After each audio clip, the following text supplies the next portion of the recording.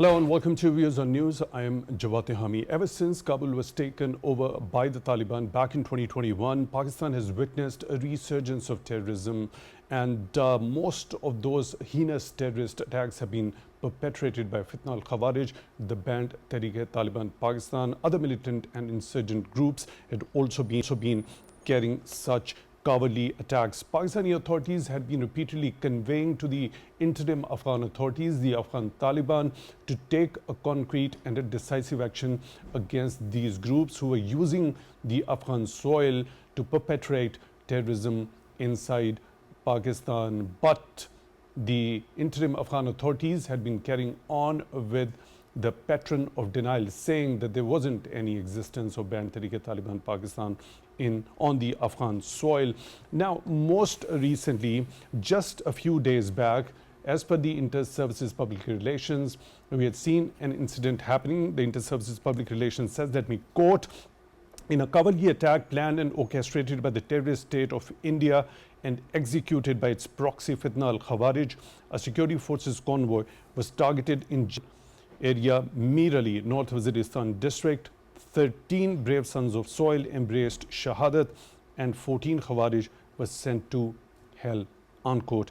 We've also seen a few days back, Chief of Army Staff Field Marshal Syed visited Corps headquarters Peshawar and was given a detailed briefing regarding the prevailing security situation and the ongoing counter-terrorism operations. Chief of Army Staff vowed that all the facilitators, abettors and perpetrators of terrorism will be relentlessly pursued and brought to justice without exception and at all costs, and the face of the true perpetrator of terrorism in the region will be exposed to the entire world. Defense Minister Khaja Mohammad Asif says India is promoting terrorism worldwide. Also, there is a report by the Center for Research and Security Studies which shows that there is a 32% decline in the second quarter of year 2025 regarding the incidence of violence as compared to the first quarter. What does that basically depict? We'll be talking about all these important major developments. For that, we are honored to be joined in the studio by Major General retired Zahid Mahmood, defense analyst. General Mahmood, thank you very much for your time, for being with us on the show tonight. Really appreciate that. Later on in the show, we'll be joined by other participants. As they join in, I'll be introducing them as well. General Mahmood, let's specifically start with these stats which have been shared by the Center for Research and Security Studies that shows there has been a 32% decline in the incidence of violence in the second quarter of the year 2025. Do we understand from this particular number that there is an intensified and a very successful counterterrorism campaign on the part of the Pakistan security forces which is going on? Thank you very much, Tehami, for the invite. I think now there is a clarity. Once you have a clarity of the purpose, and the application is very, very clear. Field Marshal Asim, if you remember his famous address to the overseas, he was very candid and he was very, he gave a very strong statement. So his message to India and his message to the Fitna al-Khawarij and Fitna al-Hindustan and Balochistan was very, very clear. And after that speech, we have seen Indian application and what all is, the way Pakistani nation responded, Pakistan military responded, that's history now. And alhamdulillah, today Pakistan stands recognized, realized, and Pakistan has emerged, a new Pakistan has rather emerged from that crisis. So he was very clear about the Fitna al-Khawarij and Fitna al-Hindustan also, that you guys cannot play with the destiny of the Pakistan. So practically whatever is happening on ground, I have few information also. I think this is much more focused approach. Now there is no doubt, unfortunately there was a tendency that in the garb of so-called rights, human rights violations, or missing persons incidents, or the issues which were related to the bad governance of the state of Pakistan. They were, on the face of it, they were keeping those issues at the front, and actually they were pursuing somebody else, Pakistan's enemy's agenda. So these social movements also got converted into social disruptive movements. and the kinetic was already there. And of course, the collaboration and coordination and application of RAW and Mossad, a joint collaboration and cooperation and application has been witnessed and observed, and there are lot many incidents which have taken place where we have seen this is happening. So this is a serious application against Pakistan. Actually, India wants to put pressure on Pakistan, wants to create a two or rather three front situation from the western border also, with this internal unrest with the help of terrorism and extremism, and then with the movement of the military forces on the eastern border. But Pakistan is alhamdulillah is cognizant of what all is happening, and state of Pakistan is balanced to respond to any challenge. Most important thing is, giving military response is not a big issue as far as India is concerned. Let me tell you very confidently, our main issue is not the issue, but we should be prepared to give a national response to the Hindutva application, the saffronized application. We have to see that either we are prepared for the response as a nation or not, So for that we have to get into lot many domains, diplomatic, political, plus economics, that is most important, and internal cohesion. And because in the war, the response of a nation matters. Even if military is responding very well, but nation is not behind the military, or we are not geared up as a nation to take on India, we will be facing challenges, because this Modi application is more in kinetic, it's more in the kinetic domain. We have already heard Doval's policies. He used to speak about defensive offensive strategy, bleeding for a protracted period of time, using proxies and terrorism and extremism, these elements as lead instrument. But Modi is more in the kinetic domain. He believes in more kinetics, more war. So this warmonger, this terrorist is, he's always be preparing themselves to whatever opportunity they get to attack Pakistan and undermine our capacities and capabilities. So Jana Mahmood, we do understand that whatever the nefarious designs of Indian side under Hindutva-led government, of course led by Prime Minister Narendra Modi, are, when it comes to Afghan soil being used by all the terrorist outfits, particularly Band Tehrik-e-Taliban Pakistan, the BLA, and likewise the other militant groups also. Now, Indian involvement on the Afghan soil, I would come back to you to understand as to how we can draw a sketch when it comes to the Indians giving any sort of support when it comes to the interim Afghan authorities, the Afghan Taliban.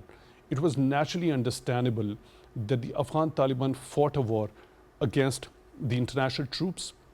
There were two back-to-back governments over there in Afghanistan, Ashraf Ghani's government and Hamid Karzai's government. So there was an established collusion between Indian intelligence agencies and the intelligence agencies of Afghanistan at that particular time under those two governments. But when the Taliban had been fighting a war against the international troops, of course, Indians were in collusion with those two governments. So naturally, Indians should have been considered as enemy by the Afghan Taliban. So was there any sort of a shift in the understanding or the perspective of the Afghan Taliban? I'll come back to you. For now, we are honored to be joined by Mr. Hassan Khan. He is security analyst, Afghan affairs expert, joining us on the video link. Mr. Hassan Khan, thank you very much for your time. Also for being with us on the show tonight. Really appreciate that. Mr. Hassan Khan, what do you understand from this particular 32% decline when we will talk about the Center for Research and Security Studies saying in the first quarter of year 2025, there's a 32% decline as far as the incidents of violence in Pakistan are concerned? Thank you very much, Tehami. I think this is a very positive news, and that there is a decline in violence, and particularly almost, I think, 32%. It is a big number. However, if we look at the recent surge, especially in Khyber Pakhtunkhwa and parts of former tribal areas and now merged with the Khyber Pakhtunkhwa. So I think that is a matter of concerns. And quite unfortunately, you might have heard Pakistan permanent representative at the UN, Asim Iftikhar, who was previously his Pakistan position was the entire Afghanistan and especially Afghan Taliban were giving spaces or accommodating these terrorists who are targeting Pakistan's and Pakistan's strategic interest. But this time, there was a change in his tone when he said that there are ungoverned spaces along Pak-Afghan border, and these terrorist networks are using these ungoverned spaces crossing the border to Pakistan. So I think it shows that there is an improvement of relation between Islamabad and Kabul, and most probably, I'm pretty sure that there will be certain level of cooperation too, because in March 2025, the scale of violence and the attacks of the TTP, they were very high, and even on a single and within a span of only a week or two, we saw that attack on the in Banu and Jandola, Kent and Jafar Express, and there's an attack on Haqqani, Madrasa Haqqani, etc. But after that, there was a reduction in the attack of the TTP. But now again, we are hearing that new terrorist networks, new terrorist organizations with the new names are coming up. Definitely, these are the old ones. Hafiz Gul Bahadur, if he joins the IMP, yani Ittihad al-Mujahideen Pakistan, are the other splinters groups which are operating in these areas and along, especially along Pak-Afghan border.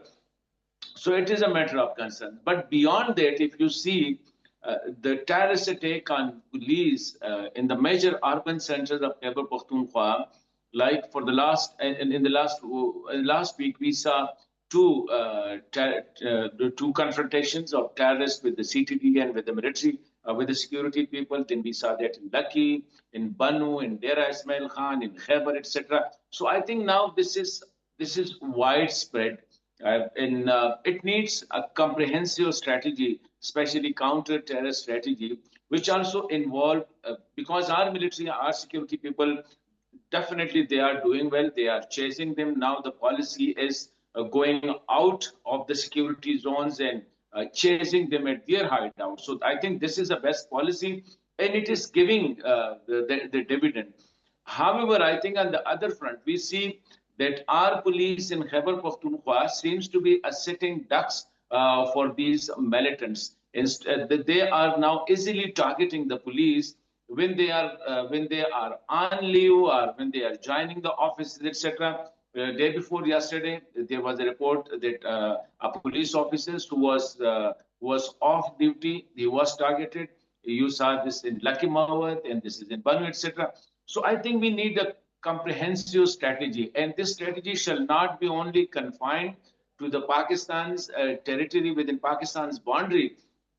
We also need to discuss the same with the Afghan Taliban, because at the moment we are having, to an extent, relations, positive relations, good relations, improving relations with Afghan Taliban. So, and two is, at the moment, our major focus is on the kinetic side of the CT, counter-terror strategy.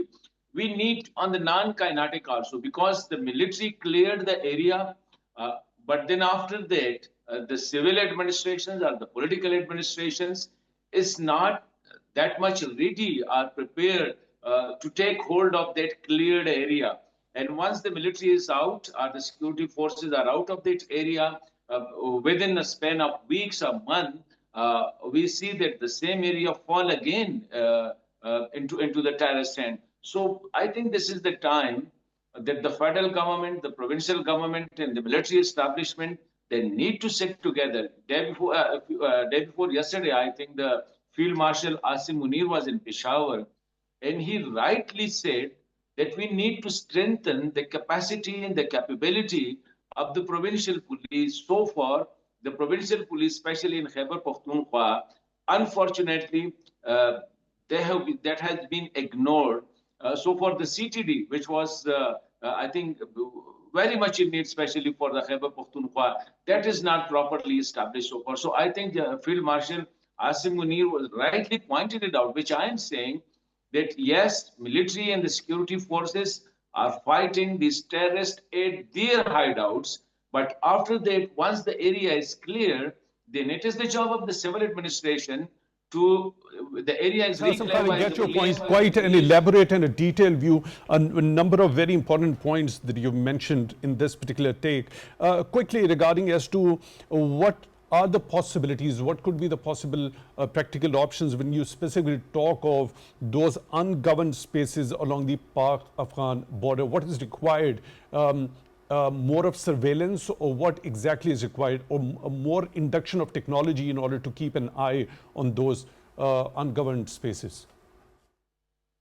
I think this is very important, and as I said, at the moment we are having the relation with Afghan Taliban are on the positive trajectory. So this is the time to exploit that. We need to talk, interact, engage the Kabul, and I think definitely we have to be a bit sympathetic toward them also. The reason is they are lacking the capacity, I think, to reach out to these areas which are far flung and mostly in the border areas, whether it is along the Balochistan border or along the Balochistan province or the Khyber Pakhtunkhwa province. So I think we need to use, if we convince them that Pakistan has the capacity to use drones or other such like weaponries. So I think that will be great. Otherwise, I think these are very huge mountainous areas, densely in most of the places, densely foliage. So chasing them by humanly, I think that will not be possible, especially in the areas of North Waziristan, South Waziristan, and in these Tira or Khyber agency. These areas are thickly, I think, foliage. There are forested areas, deep valleys, tall mountains, etc. So definitely, we need to use technology like drones and then air technology. For that, we have to Needs to be convince the a cutting edge technology needs to be inducted in order to have the clear eye on those ungoverned spaces. I'll come back to you, Mr. Asim Khan. There are a number of other points also to be discussed with you. On the phone line, we are honored to be joined by Mr. Syed Akhtar Ali Shah, former Inspector General of Police of Khyber Pakhtunkhwa. Mr. Shah, thank you very much for your time, for being with us on the show tonight. Really appreciate that. Let me quote Chief of Army Staff statement when he had a visit to Corps headquarters in Peshawar. He talked of the institutional capacity enhancement of civilian law enforcement agencies, particularly the Khyber Pakhtunkhwa police, and he has also urged the relevant government stakeholders to prioritize these efforts while reaffirming the Army's continued support in building and augmenting the capabilities of law enforcement institutions. So firstly, sticking to the first part of it, institutional capacity enhancement of civilian law enforcement agencies, particularly the Khyber Pakhtunkhwa police. How could this particular endeavor be made? This was very apt remarks, rather statement of the Chief of Army Staff regarding enhancing the capacity of the civilian law enforcement agency, and particularly combating this kind of terrorism. I will rather say it's not only terrorism, but it's a sort of insurgency in certain part of the Pakistan, in particular the southern belt of Khyber Pakhtunkhwa.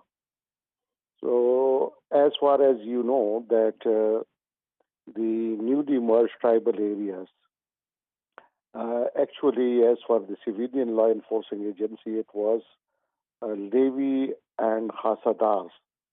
Those forces were merged into police.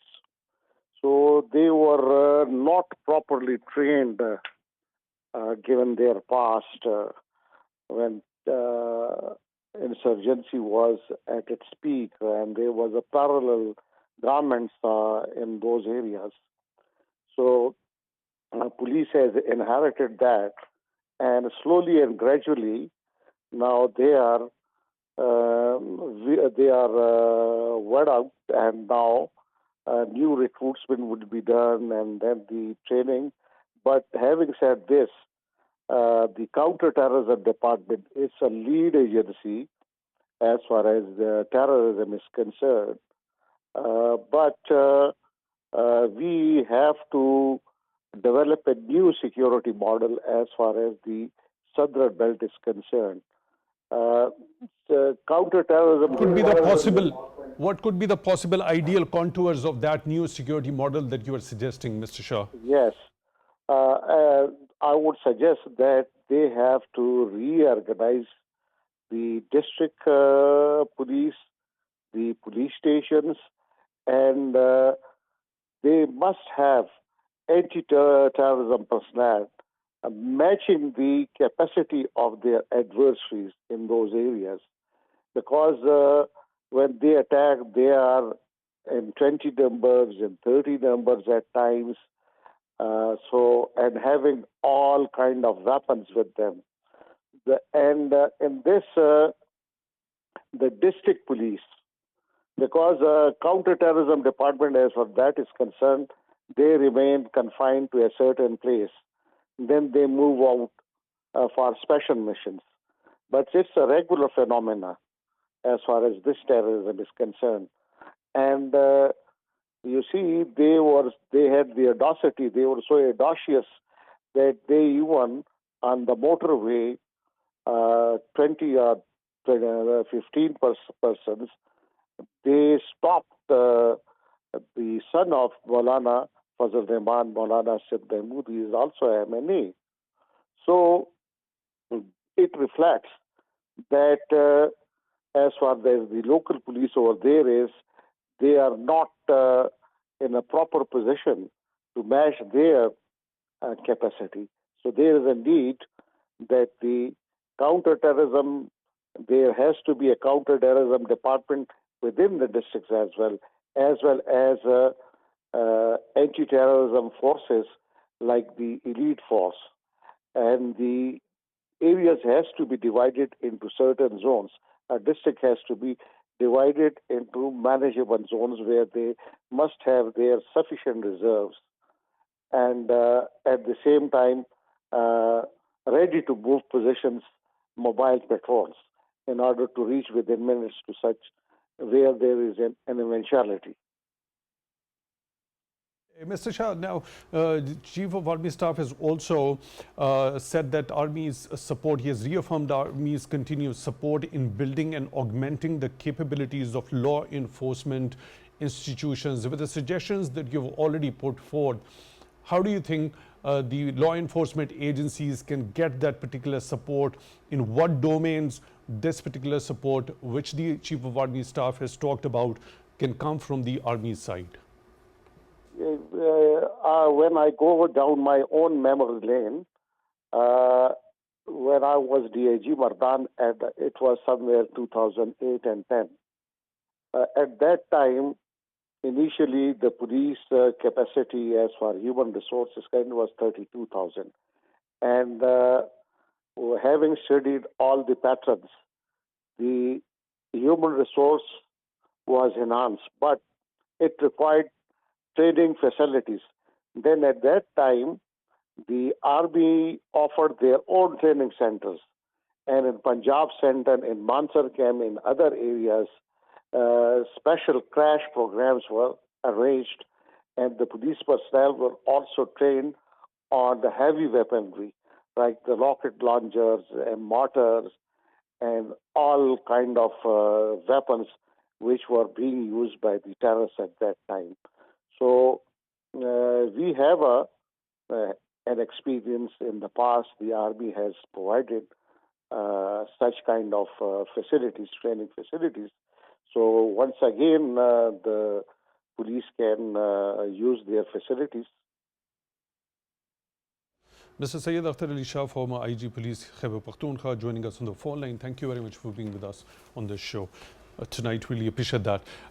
General Mahmood, now, before heading to that particular question that I was about to ask you, when it comes to the Afghan Taliban's perspective about somebody who had been colluding with those governments who were in place in Afghanistan, and now if they are being supported from that particular enemy. Specifically talking about these suggestions which have been put forth by Mr. Syed Akhtar Shah regarding as to the enhancement and the capacity building of the law enforcement agencies. How do you look at these suggestions? And also when the army chief says that there is, the army would provide support to the law enforcement agencies when it comes to their capacity building. Mr. Syed Akhtar Shah is of the view that the police already used the army training centers and there were crash training courses also delivered to them. Well, Jawad, these are very valid suggestions, but I think we need to understand and we need to review our approach to fight this menace. We have had National Action Plan, right?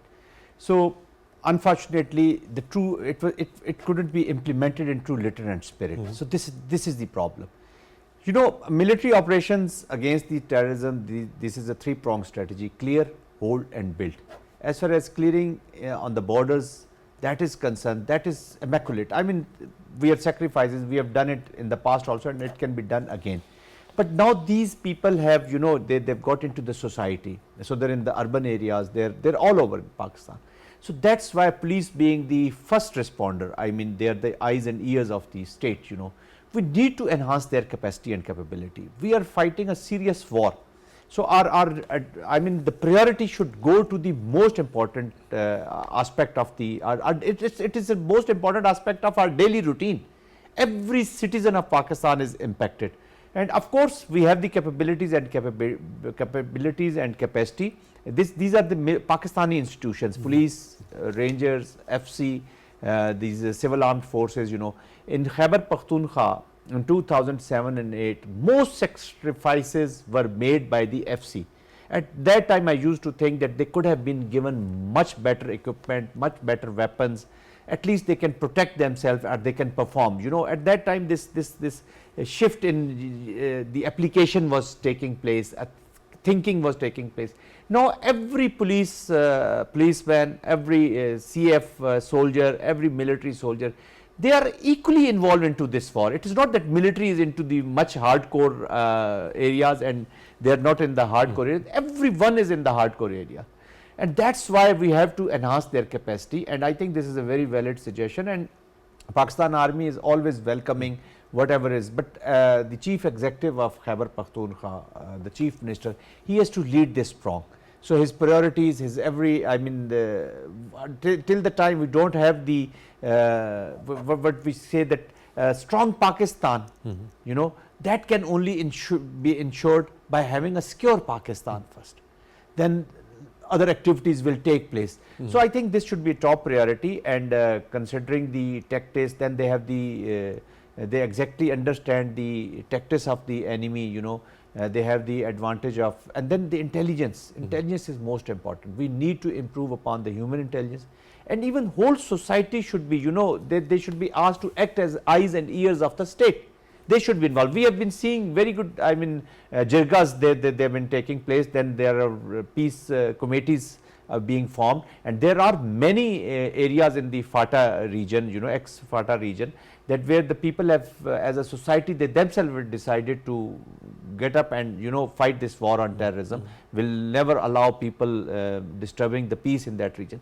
That's how, once this awareness is there, because these Khawarij has already lost the credibility of, you know, waging this war on the Sharia and all that. This is all charade, and everybody understands this is terrorism. That's why the economics attached with this terrorism is such huge that, you know, people start collaborating with those external elements which those who want to they're the factors of the instability in Pakistan and all that. So I think without whole of a nation approach, we are going nowhere. So every segment of the society, every individual of the society has to come forward and, you know, contribute whatever they're supposed to be contributing. Right. Mr. Hassan Khan, now you already talked in your first take regarding as to the ties between Pakistan and the interim Afghan authorities have improved in the recent past. At what level do you see them standing right now? Where do you see the future trajectory as well?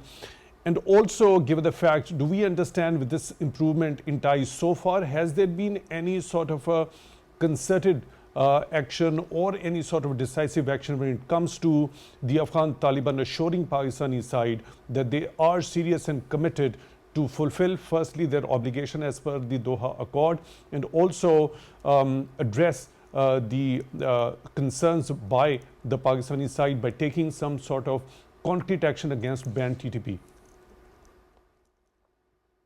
Look, Tahim, I think as for Pakistan-Afghanistan relations are concerned, so I see a lot of water has flown under the bridge, especially when in Beijing, the Afghan interim government foreign minister, Amir Khan Muttaqi, he has accepted and stated that it is our responsibility to deal with those who are using the Afghan side against even against the neighbors. So that was quite encouraging. For the first time, they realized that yes, Afghan side is being used publicly. They realized previously they were realizing in the backdoor meeting, but this time they publicly realized too.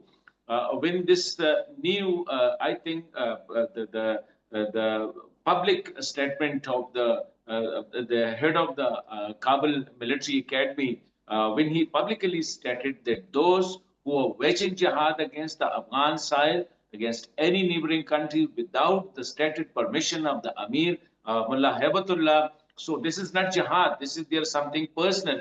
They are pursuing a Understand. personal Mr. agenda. Saeed said that particular thing. He made a public pronouncement in Yeah. that particular regard. Yeah, So Saeedullah, definitely must be yeah. having the value regarding that, must definitely be holding some sort of a value. But it is only the kind of an announcement or an order that has been delivered to the people. Even if somebody after this particular fatwa or an announcement is not complying with it, do we see any sort of concrete action happening on the part of interim Afghan authorities with such individuals or such elements? I think there are reports that those, especially the Afghans who are crossing the border or who are joining the TTP, actions have been taken against them. So there are reports, but these reports are not at the massive level. So I think Tahim, instead of rushing to the conclusion and just finding out where they had the TTP, I think we need to understand that Taliban's have own internal problems. One, two, Taliban and the TTP, they were together for almost 20 years, and they were fighting together against the international forces within Afghanistan. So there is a relations, and now to wean them away from the TTP or these Pakistani specific terrorist networks, I think it will take time. But I think this entry of Beijing, of China, in this with Pakistan and Afghanistan. So I think this is very positive.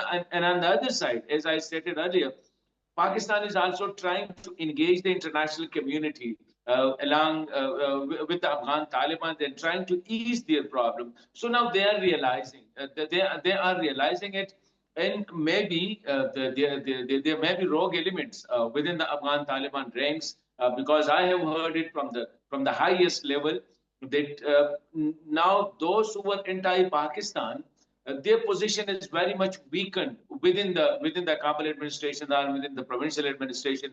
Previously, they were very much vocal against Pakistan, but gradually, after these fatwas, after these edicts from the Amir, so now they are too much cautious to say anything public against. I mean that not against Pakistan, but especially in support of these terror networks who are operating, who are targeting Pakistan's military forces or Pakistani. I get your point, Mr. Hassan Khan, security analyst, of Foreign Affairs expert, joining us on the video link. Thank you very much for being with us on the show tonight. Really appreciate that. General Mahmood, going back to that very same, I just am curious to understand what made the Afghan Taliban get that support from Indians when Indians had been actively colluding with the governments in Afghanistan of Hamid Karzai and Ashraf Ghani, against whom the Afghan Taliban had been waging a war. Real politics. This is what is, power dynamics. A lot of economics also attached to this. There is one terrorism. point, I see your pardon for the interjection over here. Mr. Hassan Khan pointed out it's been many years, if I got him correctly, around 20 years they've been fighting together, the TTP and the Afghan Taliban. So there must be some sort of natural reluctance on their part. So when there is a natural reluctance on their part of not parting ways that so easily, of taking a concrete action or decisive action against the banned Tehrik-e-Taliban Pakistan, how conveniently can they join hands with Indians? Yes, that's what I was saying, Jawad, that primarily this is the power politics, you can say. This is not a government which has come through a popular democratic process. This is a byproduct of the war. So war has been a major, you can say, an industry also. It was a major economic activity also. It was a major social activity also. It was a major political activity also. And of course, India has invested a lot in Afghanistan, $3 billion. But that was primarily just to create a launch pad against Pakistan, just to have, Afghanistan. So once there are no, this is the problem, this American withdrawal, it was such poorly crafted withdrawal that they left the people of this area, alone. That was the biggest, this was most criminal act which international community has done to Afghanistan. So after the war, you need to, re-establish the society. You need to create jobs for them. You need to create society for them. You need to bring a lot of, education in that region, and human rights violations are taking place. So everybody was, so there was probably no choice with Afghan Taliban as well, because as I said, that only industry which was functional was the terrorism and war. So Indians took advantage of that and they were collaborating with them. There is no morality in terrorism. All those who are affiliated with terrorism, you are talking about the morality, you are talking about the state's understanding or some political objectives. No, it's not like that. Every commander has his own way of, implementing the policy. Then there is a culture of having your own militias, your own power. So everyone is a freelance. As now we have already discussed in this program, somebody was probably Hassan Khan Sahab was telling about the stance of our representative in the United Nations, that he is talking about the ungoverned areas spaces and all that. So I always used to say that the Kabul is not having a full control of Afghanistan. So there are factions, there are individuals who are directly dealing with, Indians. Indians have gone to all levels, all tiers. It is not that they are just talking to the Taliban leadership or they are trying to have their support. Even if somebody has a militia of 20-30 persons, they are in direct communication. So controlling their own client, it is the responsibility of the proxy to have established the contact with your client. So TTP, Tehrik-e-Taliban, even Taliban, Afghan Taliban, they became the clients of this proxy sponsor. So they were directly dealing with them. But having said that, I think environment is changing. There is a greater realization in Kabul as well, that we have to act in the betterment of the Afghan people first, because now there is a lot of pressures coming in. The most ignored community on God's earth is the Afghan people. So there's neither international community nor their own government nor their friends are taking care of them. So they're under a lot of stress. But having said that, I think China, Pakistan and Afghanistan, there is a greater realization. And as far as the TTP and Afghan Taliban cooperation is concerned, look, they have been fighting together. In Afghanistan there was a feeling that they have fought for us, now it is time. But now they have realized that their war is not, they are not prosecuting this war on the fundamental basis of, that Sharia, spread of Sharia. It is all terrorism now. So there is a larger faction inside Afghan Taliban who have understood that their cause is not the right cause or the just cause. So it is kind of a terrorism. That's why now they are ignoring them, and hopefully we'll have a better environment and a better stable region in this part of the world. Right, two very important aspects. Firstly, you were of the view that the international troops withdrawal, the way it happened in such a hasty way, and the kind of remnants which were left in the war-ravaged country after that very hasty international troops withdrawal, they left the Afghan people at the hands of the Afghan Taliban once they waged that particular war against the Afghan Taliban international troops. They also left the NATO caliber weapons. So Now, when it comes to enhancement of the capacity of the law enforcement agencies here in Pakistan, we've seen the US most recently praising Pakistan's counterterrorism efforts. We've been seeing it happening on multiple fronts. The US President, Mr. Donald Trump, has praised Pakistan's counterterrorism efforts. Do we expect them to play any sort of a role in firstly retrieving those NATO caliber weapons left in Afghanistan, or at least provide Pakistan with assistance so as to build that capacity at par with the weapons which are available at the terrorists' hands? Yes, we need to establish that confidence, amongst the two countries. And primarily, United States of America is responsible for this chaos and chaotic Afghanistan. And we are the biggest victims. We as a society are the victim of this poorly done withdrawal from Afghanistan. This is the big problem. Once these hegemonic states, once after the war, they leave those areas in a chaos and confusion. So there is a lot of, Pakistan is a victim of that. We need to emphasize on this, whatever you are suggesting. There is no way out. Otherwise, they are responsible for this $7 billion because this people in Pakistan, they don't trust, they won't trust Americans.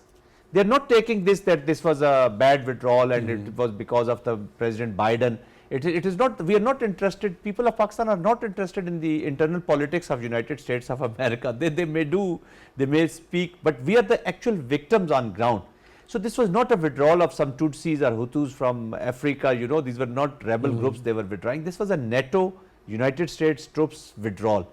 And we being in military, we understand once you can't take out, even in the withdrawal phase, if you can't take out your weapons and heavy equipment, you have to destroy that. You don't leave it that it ends up in the hands of the enemy. So they were supposed to be, but then there are people, even serious thinkers in Pakistan, who always wanted to have very good relationship with United States, the opinion makers.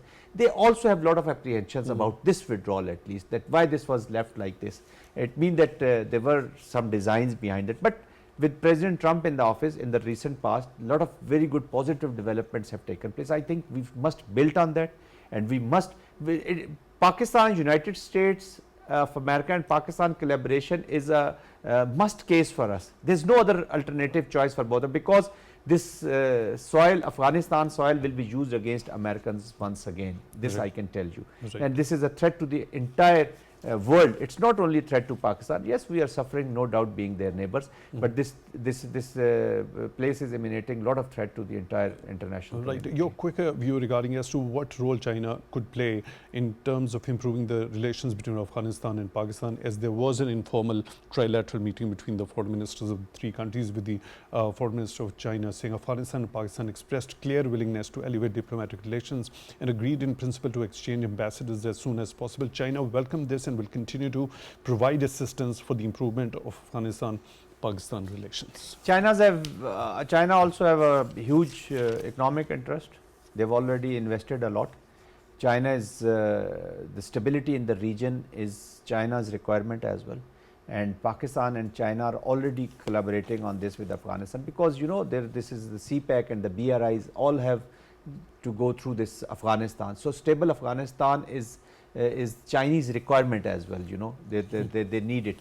And Chinese are now, they will never allow United States of America, or any, for that matter, any other country, that they should get involved into this region in conflict management or conflict enhancement, or whatever you can say, because this will scuttle the Chinese progress.